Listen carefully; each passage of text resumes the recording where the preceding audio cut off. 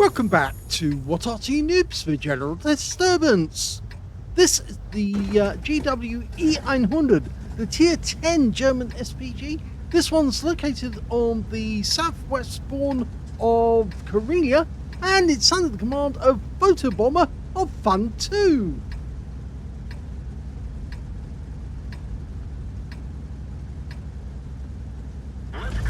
He's got the camo kit that Wargaming put out some time ago. Of course, I think they've brought out several since. They've been trying to hype up the, or at least one of the Tier 10 Arties at every Christmas or holiday occasion.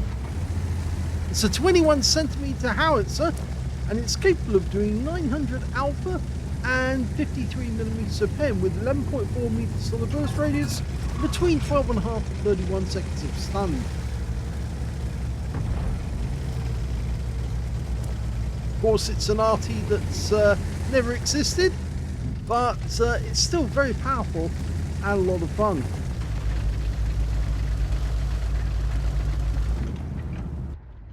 Ready to go. First target identified. It's E900. Would you believe it? Yes, that's the tank version. Rounds out. Doing a bit of forestry work.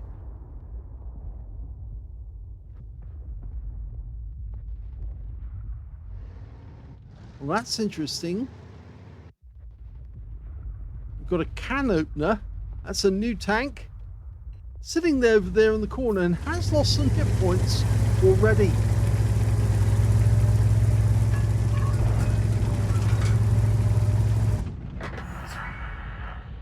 Now it seems like we hold the southern pass.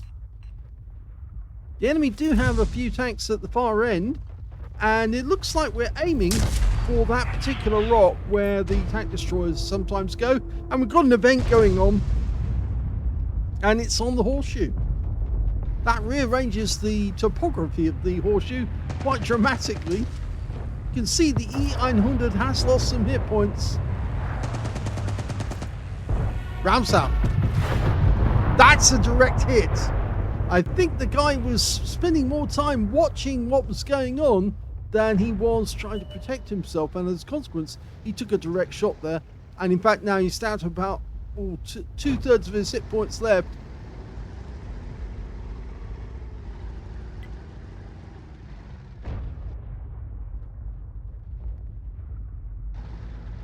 Okay, he's hugging that rock. That's not going to protect him from an archery shell. And there's another one hit for 300. Meanwhile, this Type 71's managed to get around the corner, and he doesn't really have any support on this position. I think he's trying to get behind the Udas, who's actually on the ramp. Okay, these guys are threatening. The E900 is a one-shot now, so he obviously has taken damage. Rounds out. And in fact, now he's out the game.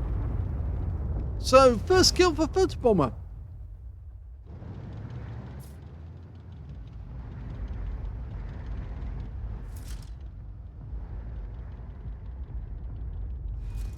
Okay, Type 71, another fake tank. That's a Japanese one. So, the enemy does have some tank destroyers sitting around there in that corner. And when they put two tanks together, it makes it much easier for us to get big damage. Rounds out. Direct hit on the Badger, but I'm pretty sure the tanks alongside him also took some of that splash.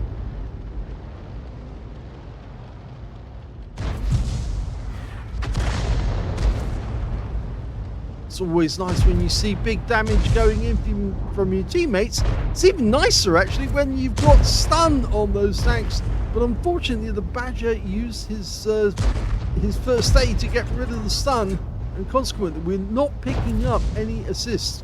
In fact, we got the kill. Or did we? No, we didn't. The Object 279E fired a round in at the last moment, just before our shell impacted, and we were denied the kill.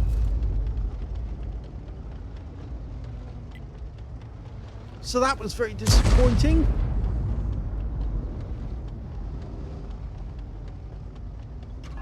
Okay, there's a gorilla on that corner, and gorillas do not have much in the way of armor. Oh! Well, that's a penetrating shot, and it wiped him out. 883, that's all he had left.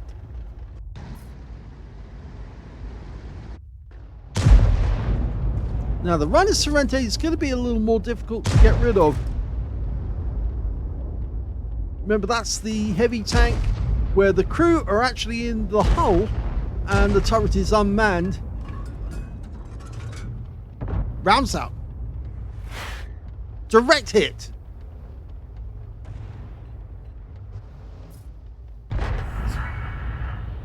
We're 2 up on the enemy at the moment, so it is looking fairly good.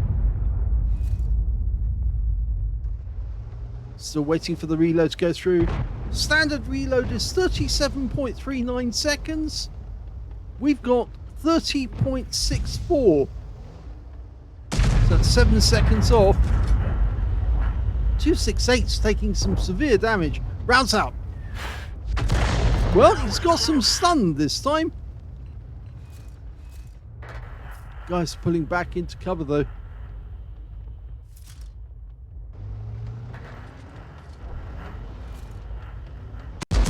Going back to that corner. So many of our guys are focused in that general area.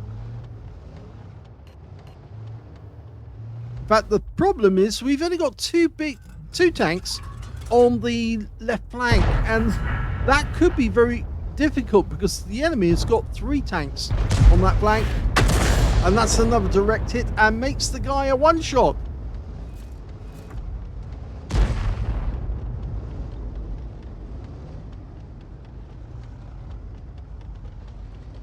The thing is that we don't really have good sightings on the tanks on the west side of the map. The only one we've spotted now is that can opener who's suddenly appeared again. Now we're going to try and get rid of that Rhino Sorrento with this next shot. Unfortunately, it doesn't do the job. There's the can opener. He's doing the right thing. He is trying to apply his assistance evenly. He's marked the target. The can opener is now in trouble. Even though he's a tier 10. Okay, ready. Rounds out. Gets him in the rear. Unfortunately, our teammate was just too close at the time, and he also took some stun.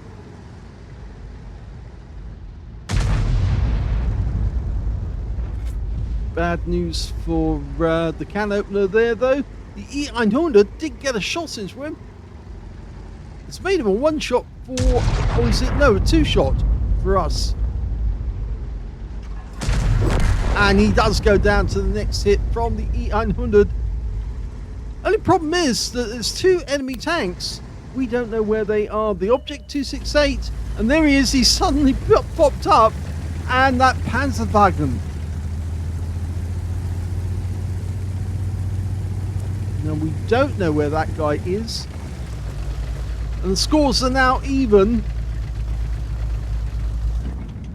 Our guys have been trying to hit a brick wall on the south route, and now we've just lost our E900 to that 268 version 5.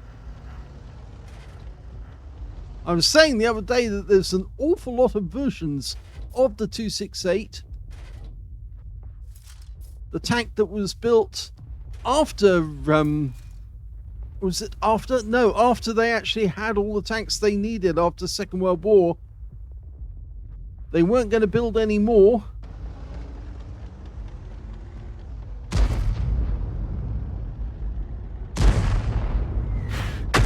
Oh, fantastic shot! Smacked it onto the turret. 428 hit points and wiped him out. And there's the Panzerwagen, and he's up on the horseshoe.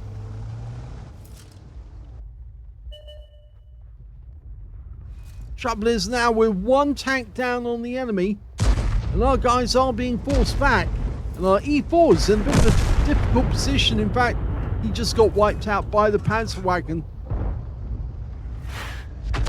And the shell was a little too late on the 279, who's pushing on now. Mind you, he's got to come up against one of ours. Our object 2679 is in the vicinity. But look at this, there's a strib very close to us at this moment. Managed to sneak through the swamp. And we've also got that 268 version 4, the Bobjet, up on top of the horseshoe, looking down on us. Well, that's a direct hit.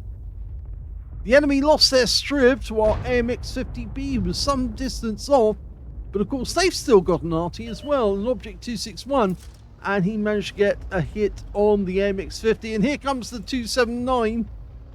Now he's going to have to meet our one, firing back. Now there's an Amarak on the upper plate on the left-hand side.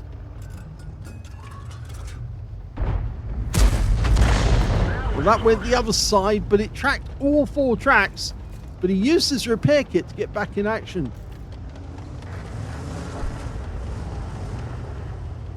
He's still got a lot of hit points, that guy. And the Panzerwagon's coming straight for us. And we haven't got any defenders now to help us. So whilst we're looking at that 279E, we've lost sight of the Panzerwagen. And that's a nice hit for 429. But I think we've got a defender, a Guerrilla 15, but he's going to be focusing on that IS-7, who's coming up behind our 279E. Oh dear, this is going to be bad news. Yes, we just lost a huge chunk of our Object 279, and now he's in a crossfire. And he's out the game. That was multi-level engagement. Not much you can do under those circumstances. We fire another one in and get the IS-7, but now the enemy's getting closer. And remember, we still haven't seen that Rheinmetall Panzerwagen, who's somewhere in the vicinity. And the Guerrilla's got behind the rock. He must know that that guy is around as well. And our AMX-50B is not coming back to our cap to help us. And we've been spotted.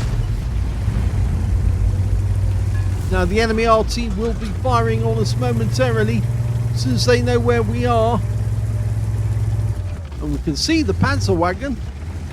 He's down to 177 hit points, which makes a one-shot. But our Guerrilla's only 115 hit points. And I'm not sure we can get a shot on this guy unless... No, the IS-7 got us. And there's only one tank left on our team, the AMX-50B. And I think he may have disconnected because he's not even responding. And now the enemy is capping. Oh, no, the AMX-50 just moved. Momentarily, he did move, but the enemy does know where he is. Yes, he's rocking backwards and forwards. Unfortunately, we're not got any sight because he hasn't switched to the last player.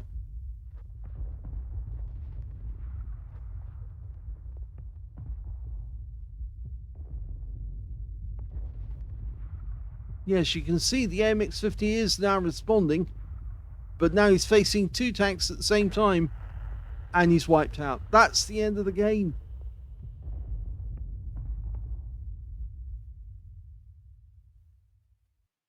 Here's the end of battle stats, and that was the second-class tanker for Photobomber of FUN2 in the GWE100. He managed to get a bruiser medal for getting at least 5 critical hits. In fact, he got 12. And he also got a Gauze medal for doing more damage, exceeding 8 times the hit points of his own vehicle. And he got a win rate of 7,292 from that game, which is Super Unicum standard. Let's have a look at team score. Well, we can see he definitely got the highest damage in the game, but not the high caliber because it was a tier 10 game. 5,433 hit points of damage went to Photobomber. Second highest damage was the Rhino Sorrente on the enemy team, 4,808. And the third highest, well, that was the IS-7, who managed 4,067. The Rheinmetall Panzerwagen managed to get a patrol duty in that game to match the Gorse medal that the Photobomber did.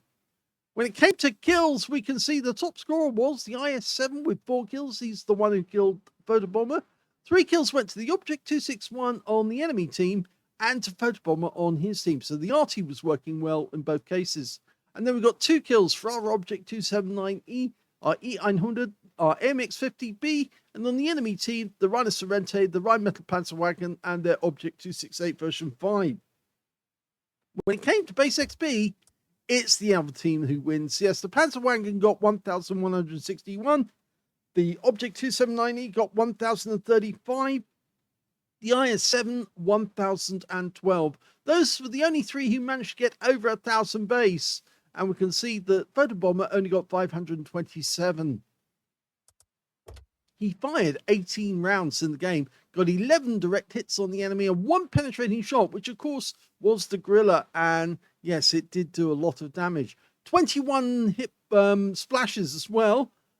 5,433 hit points of damage, all of it at more than 300 meters. Did receive 1 hit. It was a penetrating shot from the IS-7. It finished the game. 9 enemy vehicles were damaged. 3 were killed. 861 hit points of stun assist of 16 stuns. And that's probably why it was a second-class tanker. There wasn't a huge amount of stun assist. It might have been if if one of the enemies, the guy in the Badger, had not taken off the stun the moment he got hit, because he then suffered several big hits all in a row, and there was enough hit points lost during that moment to give Photobomber an ace tanker. On a premium count, he actually made a profit of 29,754 credits from that game. He got 5 bonds for it being tier 10, and he also got 1,255 experience points out of the game as well. So sadly, he couldn't defend. He was pumping those rounds out as fast as he could, but he just couldn't stop his teammates from losing. I think it was all down to that Reiner Sorrente in the end. He put up a very spirited defense. He did survive the game, you can see there, and 1,288 hit points of damage went to the Reiner Sorrente from Photobomber, but it wasn't enough to kill him. Even he got 5 stuns in the game, but again, he survived, and because he survived, he kept pumping rounds into our guys, and that's why if we look at the team score, we can see the Reiner Sorrente did very well with 4,808 hit points of damage. He was one of the high scorers. In fact, he was the high scorer on the enemy team, so that's why the enemy team managed to hold on the Southern Pass. Hope you enjoyed that replay. If you did, please give this video a like, and thank you for watching.